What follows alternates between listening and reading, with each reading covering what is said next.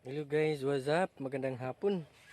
So, sa mga bago pa dito sa ating YouTube channel, please subscribe F1 TV 989. So, ngayon update po tayo sa ating talong mga guys. So, kinuna natin ang mga dahon mga guys kasi sobrang kapal na talaga. At ang hirap pag maglalagay ng fertilizer mga guys. So, may mga 6 feet na dito sa ating talong mga guys. At yung iba nasa 5 feet or 4 feet. So, ito ang update mga guys.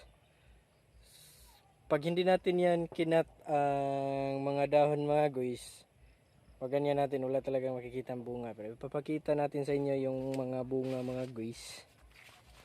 So, yan. Nasa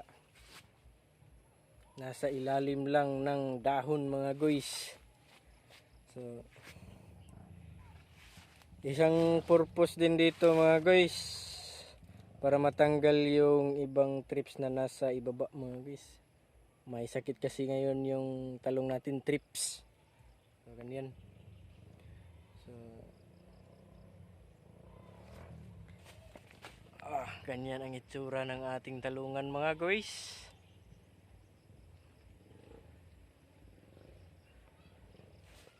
Guys, ito yung mga bunga mga guys. So bukas mag-spray tayo ng pangtanggal sa trips. So yan. Yan yung bunga mga guys.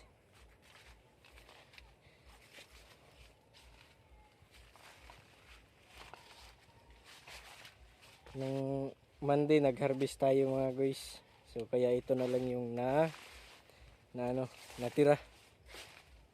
Nasa 1.4 tons yung harvest natin mga guys. 1/4 hectare.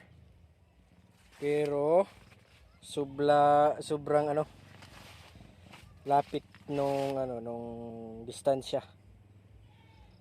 1.5 foot yung distansya mga guys. So, ayan. Yan yun mga boys. Yan ang ating talungan bukas. Natin. I-flex natin or ipapakita natin yung mga insecticide at fungicide na ating gagamitin pang spray dito mga guys. Right? Hanggang dito lang mga guys. Yan, sa mga naghahanap ng mga bunga mga guys. Ayan. May bunga. Kaso hindi marami. Alright, maraming salamat. At sa nag-request na gamitin natin yung lengguaheng Tagalog or Filipino, ano ba? Ito na, ginamit na natin.